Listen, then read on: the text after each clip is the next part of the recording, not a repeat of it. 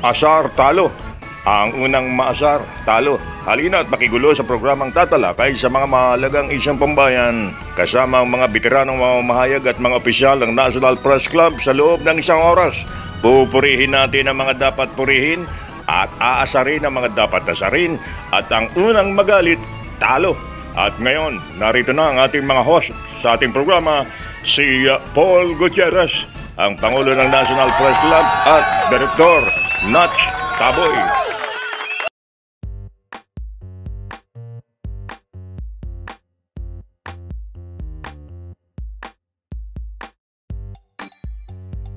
Okay, magandang araw po sa ating lahat mga kababayan at welcome sa ika-5 edisyon po ng ating programa Asar Talo na isa pong produksyon ng National Press Club. Nakaka-5 edition na tayo. Oo, at ito pong muli si Paul Gutierrez, ang presidente ng NPC, at ang kasama ko pong magandang lalaki rito ay hindi po si Director Nats Taboy, kundi ang amin pong pinakabatang direktor, si Director Aya Yupango. Ano bang oras sa inyo dyan? Oo nga. Paalam po ninyo sa amin pagka po lumabas na itong ano na to, malaman namin kung nasang panig kayo ng mundo. Yung mga kaibigan natin dyan sa Doha, Qatar, kumusta kayo dyan? O yung mga galing ng Afghanistan. Yan, nilipat ng Doha, Qatar, yung mga kababayan natin. Kumusta kayo? Sana nasa mabuti kayong kalagayan sa mga oras na ito. Ayan. And with that, mga kababayan, ay siyempre po, tuloy-tuloy po ang ating diskusyon. Samahan niyo po kami sa nalolooban ng siguro mahigit kalahating oras, no? Para po dito sa ating talakayan na dito lang po kayo, tumatawa na kayo, may natututunan pa kayo. Diba? Ayan ang bagong konsepto natin, Direk Aya. Bago nga pala tayo magpatuloy dito sa ating programa, no? Kaya nakakalungkot yung nangyari doon sa isang kasamahan natin sa industriya, no? Kay Gwen. Ano bang anong latest sa yung...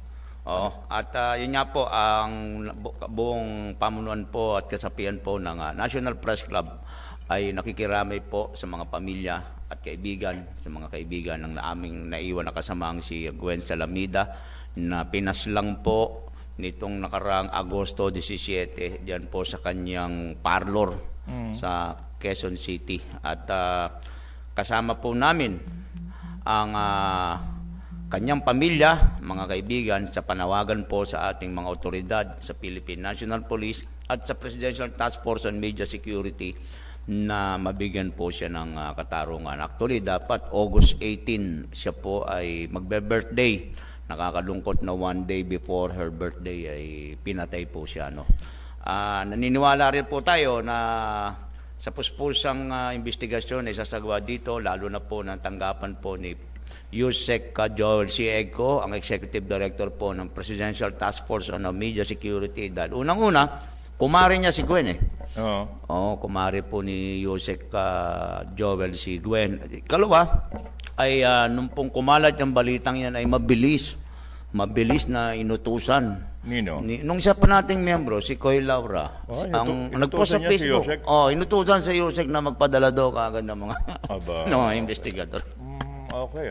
Pero ako, mabalitaan ko yun hindi ko lubos maisip na mangyayari at gagawin ito kay Gwen. Kung sino man ang mga lokong yun na gumawa nito. Isang babae na masayahin, na palabiro, kumbaga bebang-beba yung bebang-beba yung batang yan hindi ko lubos maisip na mangyayari sa kanya yan, sa totoo lang. Kaya nga, dito sa ating hanap buhay, Direk Aya, mga kababayan, mga kapatid, talagang pag nakalusot ka ngayon sa COVID, di ba? Malamang tagilid ka naman sa gunman. Di ba? Yan ang hinaharap nating problema ngayon. Pero kung sino man kayong gumawa nito, hindi na kayo talaga, hindi kayo tao. Hindi kayo anak ng Diyos. Anak kayo ni Satanas. At sana nga po ay mabilis nang maresolba ang kasong ito ng pagpatay sa aming kasamaang si Gwen Salamida. Kababaeng tao, alay mo, ginamitan niya pa ng baril na calibre 45. 45? Ilang putok yung ginawa ninyo? Grabe. Bali, 6 na putok. Talagang matindi yung order sa inyo. Kung sino man ang may... Ano kaya? Baka, kasi hold up ba ang motive o talagang patayin? No? Dahil ano bang balita, may mga balita, may mga natatanggap akong information eh. Marami raw, meron daw isang galit dito eh, na demanda yata ni Gwen. Ano? Pero ano man yan ay wag nating pangunahan, Direk Aya, ang kasalukuyang sinasagawang investigasyon at tayo na may naniniwala sa competence ng ating mga investigador dito sa insidenteng ito, lalo pa nga at si Yusek Joel ay kumaring buo itong si kasamang Gwen. So, with that ay lipat tayo sa medyo mas masayang topic, mga kababayan, at maganda pong mapag-usapan natin dito ay yun nga pala, nakikiramay din po ako sa aking pamilya. Nakikiramay kami sa inyo, Pangulo, sa pagpanaw ng inyong butihing ama na sa kabila ng siya'y negative sa COVID, medyo kiniliti pa yata kayo ng, ano ba yun? Health Department ba yun? Ano ba yun? Yung City Health Office ng San Pablo, Laguna. Sukat mo yan. Naglalamay na kayo. Ano ba naging experience mo doon? Ayun personal experience nyo? Naglalamay na kami at saka sasabihin COVID. Medyo nakakagulat yun. Di ba? Abay, sabi ko sa iyo, nung sinabing ganun, yung nandun kami sa aming compound, Aba, yung iba namin kamag-anak na wala lahat eh. Kami lang ang naiiwan eh. Hindi, nung nilabas niyo ng hospital yung labi ng father mo, ano bang findings ng doktor? Ano sanhi ng kanyang... ano siya eh, actually, wala, dead on arrival, ganun.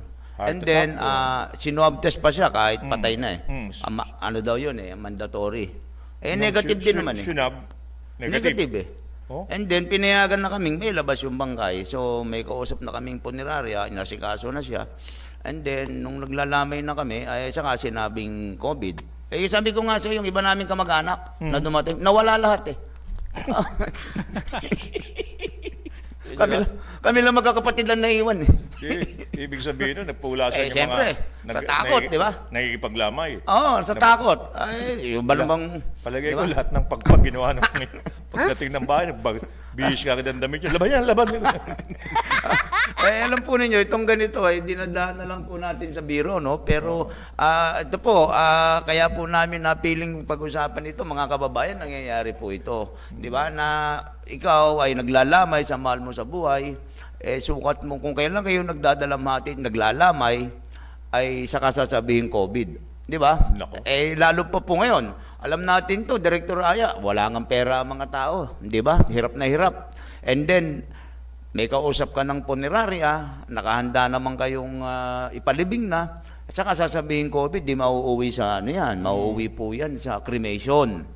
Di ba? At ito palang cremation, mandatory ito eh. Pag naano ka ng COVID, kailangan i-cremate ka. Bago turn over sa'yo yung bangkay, abo na. Abo na. Nasa garapon na lang. Kay JB Sebastian niya, yung namatay na drug lord sa Muntinlupa, sa plastic bag na lang nakalagay. Akala mo siya na rin, ano? Turn over ko sa pamilya. So sana po ito ay bigyan pansin po ng ating mga otoridad. Nangyayari po ito, lalo na kayo dyan sa DOH, hindi po namin pinag-uusapan dito yung sabi ng COA na 67 billion na hindi may paliwanag. Balikan ko yung sa father mo eh. Yung father mo ba miyembro ng PhilHealth?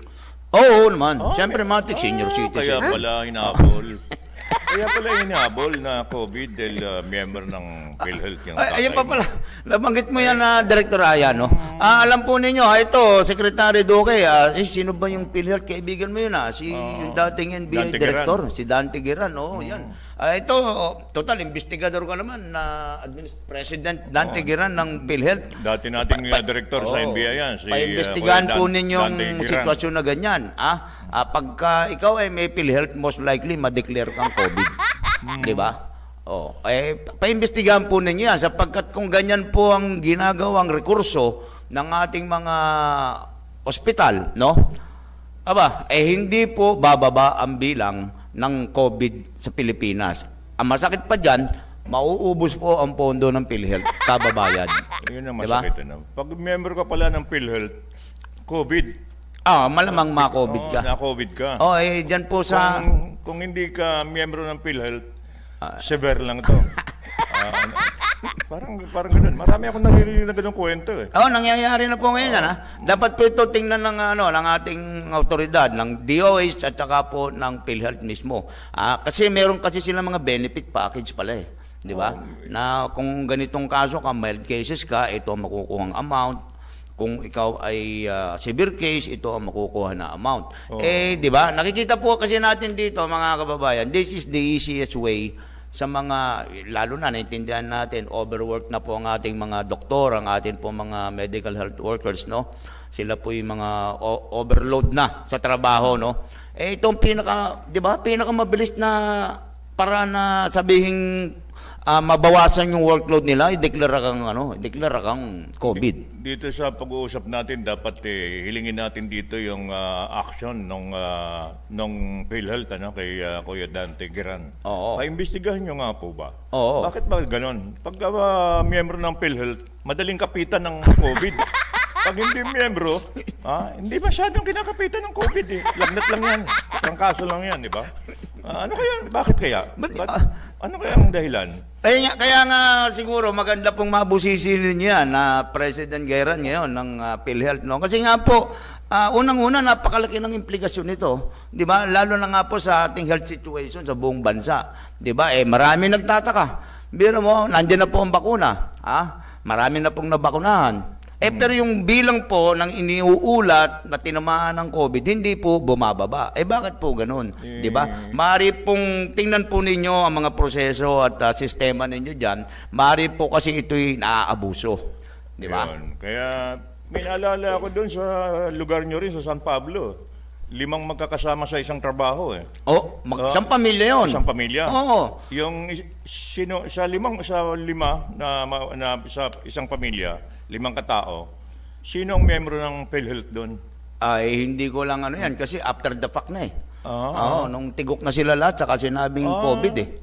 Di ba? Ang masakit pa dyan, mga kababayan, ito talaga pong nangyayari ito kaya dapat pong maimbestigahan. Ang masakit po dito doon ang daming kwento sa probinsya. Alam po ba ninyo yan President Geran ng PhilHealth, no? Alam nyo ba yan sa probinsya maraming mga kwento-kwento. Yung nabangga ng sasakyan sa expressway, patay. Pagdating sa ospital, ang findings COVID. Di ba? Yun pong ibang nangyaring katulad po ng halos nangyari sa amin.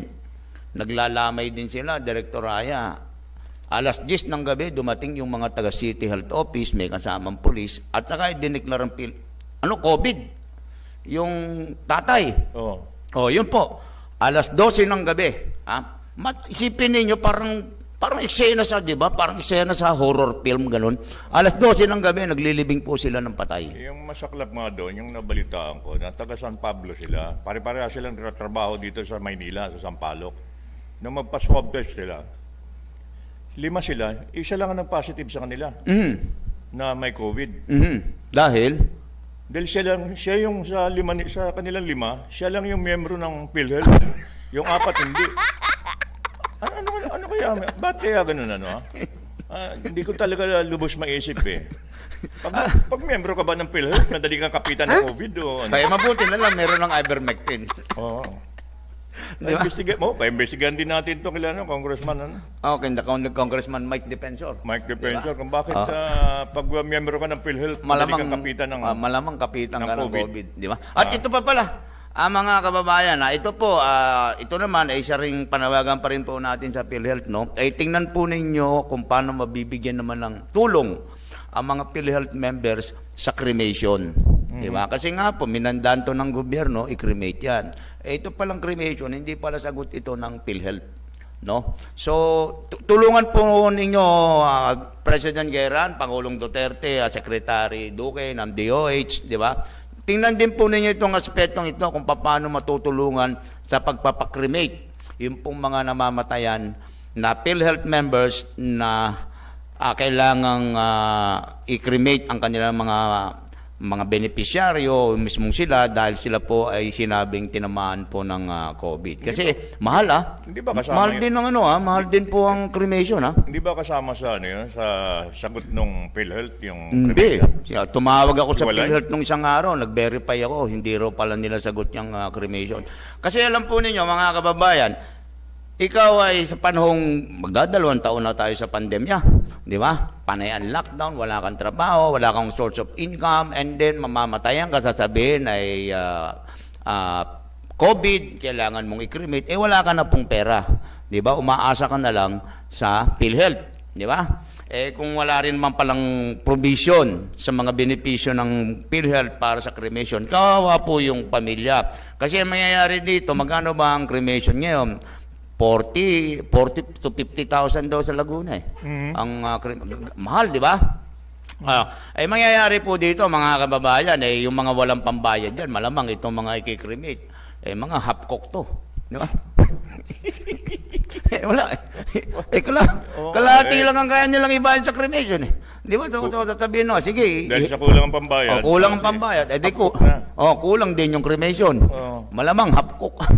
Lang na talagang buhay natin mga Pilipino. Tapos ano ba nangyayari?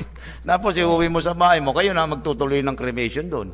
Di ba? So, tingnan po ninyo mabuti yan. Sa atin pong mga opisyal, paano po may ibsan ang talagang, alam naman natin, bankrupt na gobyerno. No? Pero tingnan pa rin po ninyo paano matutulungan, lalo pa ngayong ang dami ng variant. Di ba? Hindi lang gobyerno ang bankrupt, pati PhilHealth bankrupt na. Lalo na nga po. Ang daming binabayaran ng PhilHealth ngayon. Lalo pa nga, Director Aya, kung ganitong mga nakikita nating nakakapagtaas ng kilay na sitwasyon ay hindi na iimbestigahan. Ano po yan? Ulitin po namin, yung pong sinasabi namin sa inyo na ngayon pala, pagka ikaw ay PhilHealth member, mas malamang tamaan ka ng COVID. Madali ka palang kapitan ng madaling COVID kapitan ng pag COVID. PhilHealth member ka. So tingnan po ninyo yan at hindi po nakakatulong yung ganyang sistema na para po mapadali ang trabaho ng ilan nating medical health workers o mga doktor. Sasabihin nila COVID. Di ba? Para tapos na. Ang daming nakakalitong mga pangyayari dito sa bansa natin. Pati yung bakuna, hindi mo malaman kung alin ba talaga yung mabisang bakuna. Nagsasabi na ang AstraZeneca raw, matagal yung visa niya. Taon. Yung iba, hindi ko maintindihan. Actually, dito natin naman nakikita, ako, Director Ayan, tingin ko kasi dyan, mga kababayan. Ano na po yan? Dito na po pumapasok yung tinatawag na marketing war. Di ba? Kasi lahat po ito, karamihan po ng bakunang ito, may proprietary rights po ito. Di ba? Nag-aagawan po sila sa merkado. Kaya sinisiraan nila yung ibang manufacturer po ng bakuna. Kaya po sa ganyan, tayo naman po, ang advice po natin sa inyo, mga kababayan, siyempre, tingnan po natin, lalo na ngayon, may internet na po. Napakadali mag-verify ng mga impormasyon. Pumunta po mismo kayo sa website mismo ng Department of Health o di kaya po mismo sa World Health Organization. Kasi regularly, meron naman po sila mga press statement. Pangulo, sa pandemyang ito, ibig sabihin, maraming mamamayan ang naghihirap. Pero marami rin naman ang kumikita. Yes, yan po yung tinatawag naman na health is wealth. Di ba? Yung daming nagkakapera dito. I think this is, without casting any aspersion sa kredibilidad po ng ating mga doktor at mga health workers, medical experts, ito ang pinakamagandang nangyayari sa buhay ninyong lahat. Sa totoo lang. Di ba? Kasi nabasa ko rin doon sa isang press release ng PhilHealth, ito palang first semester, nagbayad po sila ng 36 billion. Sipin mo yan. Sa mga ospital, sa mga health facilities, nagbayad po ng 36 billion ang PhilHealth. Kasi dati mabagal yan. Di ba, nagalit si Digong. Sabi niya, bilisan niyo ang pagbabayad. Ngayon, mabilis ang bayad. Ito po ang growth industry ngayon. Itong atin pong health services, di ba? Halimbawa, doktor ka. Marami kang nagamot na may COVID-19 virus. Wala kayang Wala kayang payola yon or commission? Parang doktor ito, niresetahan mo ng ganitong Siguro sa susunod na edition niya na yan, maganda kung bigyan ulit natin. Yung isa pa natin kaibigan, si Doc Iggy Agbayani ulit ng Concerned Doctors and Citizens of the Philippines. Siyempre, medical practitioner siya, alam niya yan. Di ba? At yun nga, di ba yan yung isang sinasabi niya, mga kababayan ni Doc Iggy, na problema sa mga ibang mga ano natin dito, hindi sila transparent sa pagsasabi na ako pala konekta sa ganitong big pharma, ganon-ganon, di ba? Bigay naman ng bigay ng advice, di ba? Yung dinideklara mo may mga COVID, hindi ba, yan ang iniisip ko, baka katulad yata ng, ng commission sa gamot. Pag niresetahan mo yun. Totoo po yan. Di ba, alam naman po natin yan. Lalo na yung mga bagong gamot. Sa totoo lang, alam naman na ito, alam din ng mga doktor. Di ba? Itong pandemya na ito, ang dami talaga naghihirap. Lalo na yung mga construction worker. Ang dami ko nakakausap na construction worker. Yung mga gumagawa ng mga, yung release and drain. Galing ng Clark to Malolo. Pinapagawa ni Pangulong Digong.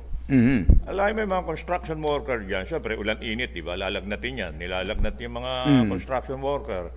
Magpapacheck up doon sa nurse. Doktor ng kumpanya, ng construction company. Idideklara nila kagad COVID. Ngalay mo, 15 days ika-quarantine ka. Construction worker yan eh. Ang isang construction worker na hindi kumita sa isang araw, napakalaking bagay na yan. Tapos, ika-quarantine mo ng 15 days o 14 days. Grabe naman yan, sabi nila. Parang pahirap naman yan sa mga katulad namin, mga construction worker na alam naman namin hindi COVID eh. Naulanan ka, nainitan ka, natural, lalagnatin ka. Pag nilagnat ka pala, matik na yun. Hindi. Lalo na pag miyembro ka pa pala ng PhilHealth. Malamang ka. Maski nakahiga ka lang sa bahay mo. Di ba? Pag nag-check up ka, malamang COVID ka. Pero ito po ang punto, mga kababayan. Ito, sana ma-realize ninyo, ito ang pinakamagandang nangyari sa ating health industry. Di ba? Kumikita po sila talagang milyon-milyon ang kinikita nila araw-araw. At yun nga pong binabanggit natin kanina, sinasabi ni Director Aya, totoo rin po yun eh. Di ba yung mga doktor po, baka hindi nyo alam, lalo na may bagong gamot sa merkado. Hindi nyo po alam, ang katabi ninyo sa labas, nung pumipila kayo doon sa labas sa klinika ni Doc, may nauna sa inyo pumasok, ayun po ay medical representative yon. No, yung may dala-dala lagi malalaking bag, di ba? Nag-uusap na sila nung Dr. Doc, subukan mo nga doon sa mga pasyente mo. Di ba? Yun po ang sinasabi ni Director Aya sa inyo, yun din po ang sinasabi namin sa inyo. Di ba? So, sa panahong ito ng pandemya, ay talaga pong health is wealth. Di ba? Galing. Talagang mahusay. PhilHealth. Kaya tingnan po ninyo lahat yan sapagkat, unang-una nga po, may implikasyon yan. Hindi bababa ang bilang ng COVID sa Pilipinas kung ganyan po, parang butas-butas, di ba? Yung atin pong proseso ng validation at saka reporting. In fact, dito sa issue ng validation na reporting, nadali ang DOH, di ba? Ng COA. DOH naman, wala na. Tama, pinagtanggol ko agad ni Pangulong Digong. Oo nga, kaya nga napakaswerteng cabinet secretary nitong si Secretary Duque, no? Pangulong Digong kay Duque ignorin nyo na yung report ng COA. Nakita mo? Kung COA, hindi natin paniniwalaan. Bira. Magkano yung sanitary napkin ng OWA? Sa OWA? Kala ko COA. OWA ito. OWA, oo. OWA. Nakuha. Ang OWA. Limpik din naman ng sanitary napkin sa hardware na bibili. Bakit naman sa hardware pa? Mas mura yata yung liha doon. Nilihan nyo na lang sana. Kasi pagpintin nyo pa ng Mario Joseph naman talaga yung mga tao ito. Hardware din yun, di ba? Anyway po, dito lang po sa issue muna ng iba yung OWA sa DOH di ba? Dito muna tayo sa DOH, di ba? Sa DOH Okay, sa DOH naman ayun nga, alam mo napakaswerte ni Secretary Duque. Kita di mo ba? Bira mo ang spokesman niya ay ang presidente ng Pilipinas, di ba? Bilib kay Pangulo Pangulo naman kasi, padalos-dalos ka naman Ikaw naman galit ka sa galit ka sa drugs. Galit ka sa galit ka sa corruption. Kasangga ka naman ng mga ungas. Pangulo naman. Ako, hahagupitin ko lahat yan. Oh. Pero in fairness, tama rin naman po kasi ang sinasabi ng DOH tsaka po ng Palasyo na ito kasi ay preliminary report. Sa totoo lang po, yung COA ay constitutional body yan at hindi rin pwedeng pangibabawan ng ating presidente yan. Ano? Ngayon, ang COA po talaga ay may mandato i-release sa publiko ang kanilang mga report. Now, at this particular in this particular instance lang kasi preliminary pa ito. 'Di ba? Actually may exit conference 'yan eh. 'Di ba? Lahat po ng COA ito, yung mga familiar po sa proseso, alam 'yan. Meron po yang exit conference. After the exit conference, gagawa po ng final report ang COA. Di ba? Kasi dito yung, ano pa ba yung mga, ito yung mga, meron ko kasing tinatawag yan adverse findings. Yung ayun yung settle mo. Yung pinapaliwanag mo, Pangulo, sino bang pinaparinggan mo dyan? Si Pangulong Digong? Alam mo yung Pangulong Digong yan? Hindi, kaya nga siya nagagalit, pinangungunahan daw ng COA yung ano eh, yung sabi niya, perception of corruption yung ano eh, yung ganong mga preliminary report eh. Sabi naman ng isa pinasa nyo sa media eh. Alam niyo naman sa media, utot pa lang eh. Pag isinulat, ebak na. Ebak. Tayo na ngayon si DCC. Pero hindi po gano'n yun kasi, Mr. President, alam mo naman yan, di ba, na talagang trabaho naman ng media mag-report at hindi naman inimbento yung balita kasi meron nga pong COA report, although initial report yan, di ba? Ngayon, kung ano man po naging konklusyon ng mga kalaban ninyo sa politika, di ba? Lalo na itong mga namumuhi kay Secretary Duque. Ganun talaga.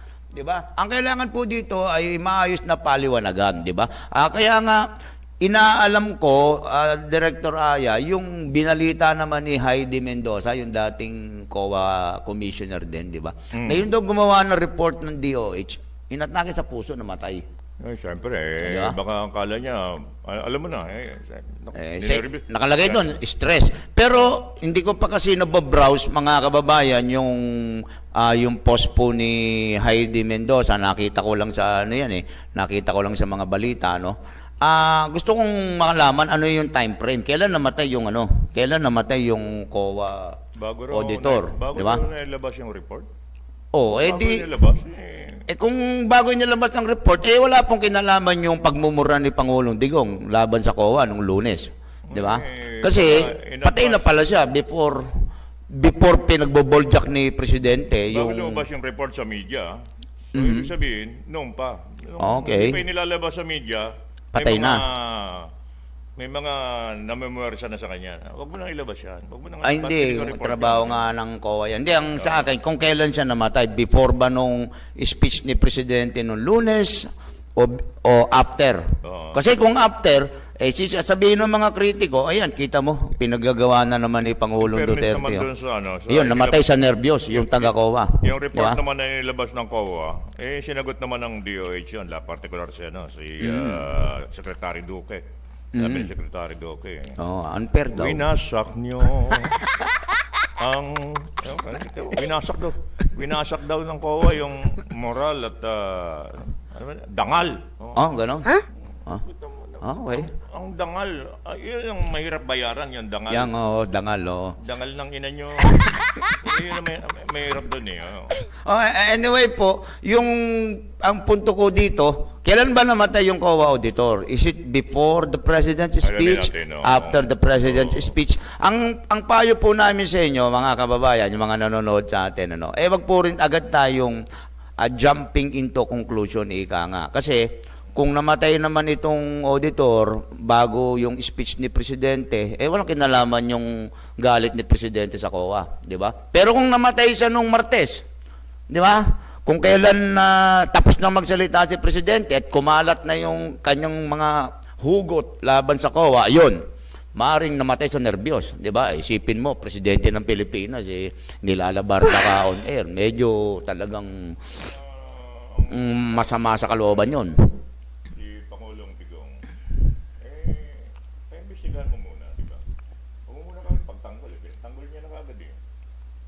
Hindi, kaya nga napakaswerteng cabinet secretary ni Secretary Duque. Gusto mo na mag-resign. Pag nag-resign ka, hindi ko naman tatanggapin. Mm. Hindi, tsaka sinabi ni Secretary Duque, hindi niya may iwan si Pinanahan Presidente. tuloy si Duque ngayon. Oo. Isigaw na siya. Winasak Oo. daw yung kamay ng DOH. At, kita mo. Tingnan natin kung anong mangyayari sa mga... Kasi, nag-iimbestiga rin pala Blue Ribbon Committee. Yung si Senator Gordon. Investiga sila ngayon. Ngayong... Ongoing pa yung investigation. Oo. Start to kaninang Kasi... 11 O yun ang... Pati yung mga nurse na gustong magsagawa ng mass resignation. Gusto magsagawa ng mass resignation dahil sa yung mga benepisyo nila hindi binibigay. Ano ba yan? Naipit o nakupit o paano? Baka, ako tingin ko dyan, may mga ilang taga-DOH siguro. Ako na, hinala ko lang. Baka tina-time deposit nyo ba? Kasi di naman kikita yan ng wala kang ginagawa. Di ba? Time deposit mo muna yan. Next year na natin pamudmud yan. Di ba? Yung interest niyan, malaki-laki rin. Di ba? Oo. Ang daming ganyan sa gobyerno eh. Oo. Yung 5 million na nga lang na ibabayad sa'yo. Yung gusto pa, after 4 months bago mo maklaim dahil ita-time deposit para muna. Anak na teteng talaga. Hindi pa yan. Kita mo yung nangyari kay Onyok Velasco. Di ba? Sabagay, pinangakuan talaga si Onyok ng 5 milyon at that time kung makakaginto siya. Di ba? Minalas, 2.5 million lang ang naipangako sa kanya dahil silver medalist. Ilang taon na nakalipas? Doon Ba, sa 5 tagal million. Na. 1996 pa yun eh. Ano na ba ngayon? Ayun, pera yun. 5 million ba yun? Kalahating ano lang? 2.5 million. Ba, malaki-laki rin. Wow! Ang laki na interest nun. Kung na-time deposit yun. Ayun. Hanggang ngayon, hindi pa nakukuha ni Onyok yun eh. Di ba? Grabe talaga yun. Mukhang na sa limot yan. Anyway, mga kababayan, ito ilan lang po sa mga insight na natututunan nyo dito sa ating programa. Natotoo pong nangyayari yan. Kagaya nitong paboritong labarday ng ating kaibigan miyembro na si Atty. Larry Gadon, itong PITC, Philippine International Trading Corporation. Ganyan din po ang gawain ng mga yan. At ayan nasitan na rin ng COA. Yun bang yung pera, sa halip na ibili nila ng mga procurement needs ng isang ahensya, tina-time deposit. Yun, sinasabi ko. Tapos dinideclare na income. Pero marami na nakalimot dyan sa time deposit na yan.